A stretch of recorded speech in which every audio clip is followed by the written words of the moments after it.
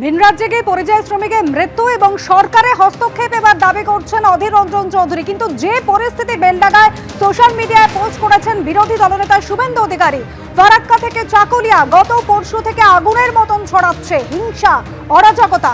প্রায় 3 ঘন্টা ধরে বেলডাঙ্গার জাতীয় সড়ক অবরোধ করে রেখেছেন সমাজ বিরোধীরা, বলছেন শুভেন্দু অধিকারী। পুলিশও পালাচ্ছে। হ্যাঁ হ্যালো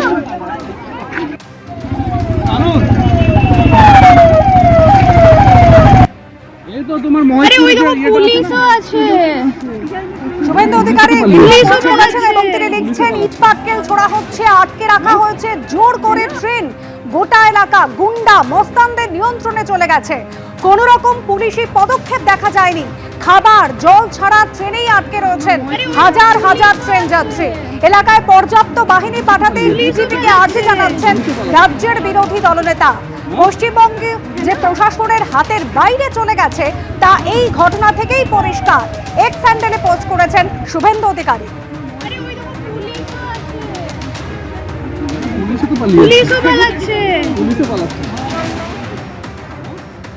আর এবার চাকুলিয়ার পরিস্থিতি দেখাই। গতকাল বেনজির তাণ্ডব চলেছিল, আজও কিন্তু সকাল থেকেই থমথমে উত্তর দিনাজপুরের চাকুলিয়া। থানার আইসি রাজু সোনার সহ 6 জন পুলিশ কর্মী আহত হয়েছিলেন। বিক্ষোভকারীদের বিরুদ্ধে অবৈধভাবে অনুপ্রবেশ, অবৈধভাবে আটকে রাখার মামলা রুজু হয়েছে।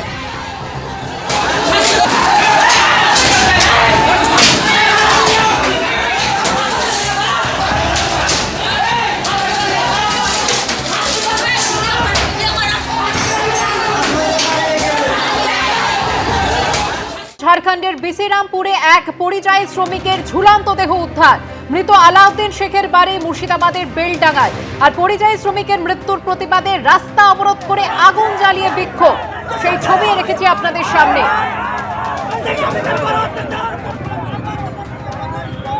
জাতীয় সড়ক আটকে রেখে বিক্ষোভ স্থানীয়দের, আর জাতীয় সড়ক থেকে সেই বিক্ষোভ ছড়িয়ে পড়েছে এবার রেল লাইনেও। বেলডাঙ্গায় আটকে আছে লালগোলাগামী মেমু ট্রেন।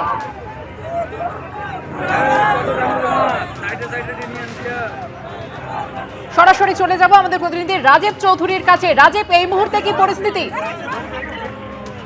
এই মুহূর্তে পরিস্থিতি এখনো অবরোধ চলছে এবং বিক্ষোভকারীরা কিন্তু দফায় দফায় অবরোধ যে করেছেন, অবরোধে যে তীব্র যানজটের সৃষ্টি হয়েছে এবং তারা যে আগুন লাগিয়ে তাদের বিক্ষোভ প্রদর্শন করছেন এবং একই সঙ্গে জাতীয় সড়কের পাশাপাশি রেল লাইনের দুদিকেই অবরোধ কিন্তু চলছে এবং বিশাল পুলিশ বাহিনী ঘটনাস্থলে রয়েছেন। পদস্থ পুলিশ আধিকারিকরা তাদের বোঝানো চলছে এবং বিশাল পুলিশ বাহিনী ঘটনাস্থলে রয়েছেন। পদস্থ পুলিশ আধিকারিকরা তাদের বোঝানোর চেষ্টা করছেন, কিন্তু যারা অবরোধকারী রয়েছেন তাদের একটাই কথা, বারবার এইভাবে ভিন রাজ্যে কর্মরত পরিযায়ী শ্রমিকদের মৃত্যু হবে, তারা এটা মেনে নিতে পারছেন না। এটা একটা সুনির্দিষ্ট একটা তাদেরকে যে বার্তা দিতে হবে, এই বার্তা না পাওয়া পর্যন্ত তারা এই অবরোধ তুলবেন না বলে তারা কিন্তু অনড় অবস্থা রয়েছেন।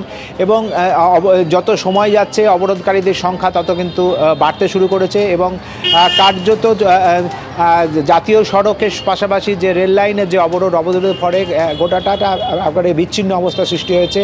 এবং এই যে উত্তেজনা যত সময় যাচ্ছে উত্তেজনা কিন্তু বাড়তে থেকেছে এবং বিশাল সংখ্যক পুলিশ বাহিনী ঘটনাস্থলে নিয়ে আসা হয়েছে। তারা বোঝানোর চেষ্টা করছেন, কিন্তু অবরোধকারীদের একটাই বক্তব্য, একের পর এক ভিন রাজ্যে গিয়ে পরিযায়ী শ্রমিকরা আক্রান্ত হচ্ছেন, মারা যাচ্ছেন, এটা তারা কোনো মতেই সহ্য করবেন না। এর একটা হেস্তনেস্তা তারা চাইছেন এবং একেবারে পদস্থ আধিকারিকদের এসে তাদের এই আশ্বাস দেওয়ার পরে অবরোধ তারা তুলতে পারেন, এই রকম একটা তারা শর্ত কিন্তু ইতিমধ্যে দিতে শুরু করেছেন। রাজীব, তুমি আমাদের সঙ্গে থাকো। ছবি আপনারা দেখতে পাচ্ছেন, বিক্ষোভ অবরোধ এখনো চলছে। ঝাড়খণ্ডে এক পরিযায়ী শ্রমিকের ঝুলন্ত দেহ উদ্ধার হয়েছে মৃত আলাউদ্দিন শেখের বাড়ি মুর্শিদাবাদের বেলডাঙ্গায়। আর সেই পরিযায়ী শ্রমিকের মৃত্যুর প্রতিবাদেই রাস্তা এভাবে অবরোধ করে আগুন জ্বালিয়ে বিক্ষোভ।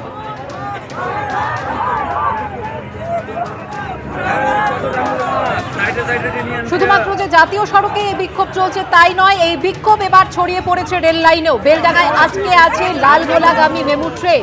মুর্শিদাবাদের বেলডাঙ্গা থানার মহেশপুরে উত্তেজনা। পরিযায়ী শ্রমিকের ঝুলন্ত দেহ ঝাড়খণ্ডে উদ্ধার হয়েছে এবং তারপর থেকে স্থানীয় বাসিন্দারা যে অভিযোগ তুলছেন যে বারবার এই ধরনের ঘটনা ঘটছে, যে ভিন রাজ্যে কাজ করতে গিয়ে পরিযায়ী শ্রমিকরা কখনো আক্রান্ত হচ্ছেন, কখনো মৃত্যুর মুখে পড়ছেন। এর একটা বিহিত হওয়া প্রয়োজন। রেল অবরোধের ছবিও আপনাদের দেখাবো। দেখতেই পাচ্ছেন রেল অবরোধের ছবি। সরাসরি আরো একবার চলে যাব আমাদের প্রতিনিধি রাজীব চৌধুরীর কাছে। রাজীব, একদিকে জাতীয় সড়ক 12 এ তা যেমন অবরোধ করা হয়েছে, অন্যদিকে রেল পরিষেবাতেও প্রভাব পড়েছে।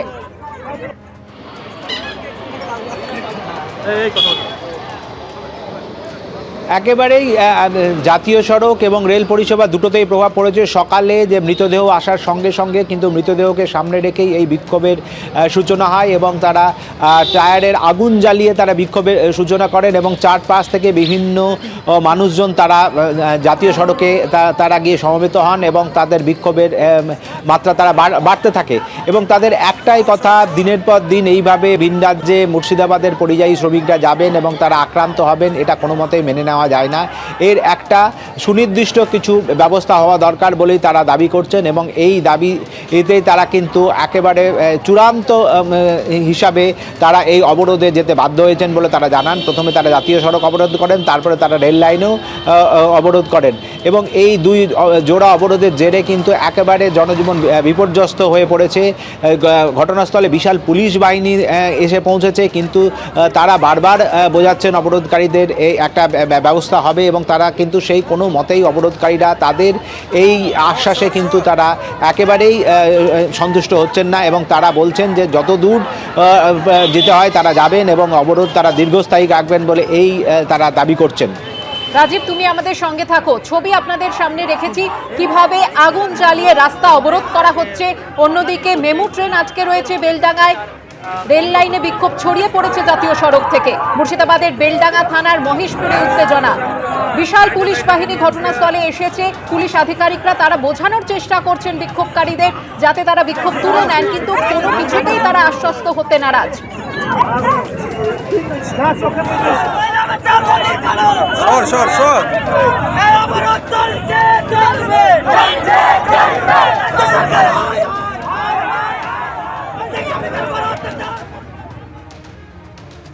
নিপা ভাইরাস সংক্রমণে এবার গাইডলাইন প্রকাশ করল রাজ্য স্বাস্থ্য দপ্তর। নিপায় আক্রান্ত অথবা নিপার উপসর্গ থাকা রোগীদের জন্য গাইডলাইন দেওয়া হলো।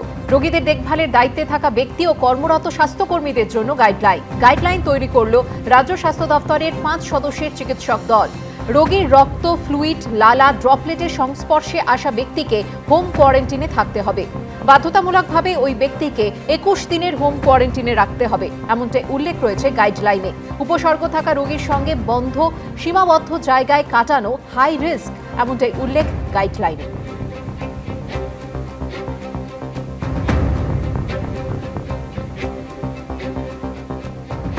এবিপি আনন্দ, এগিয়ে থাকে, এগিয়ে রাখে।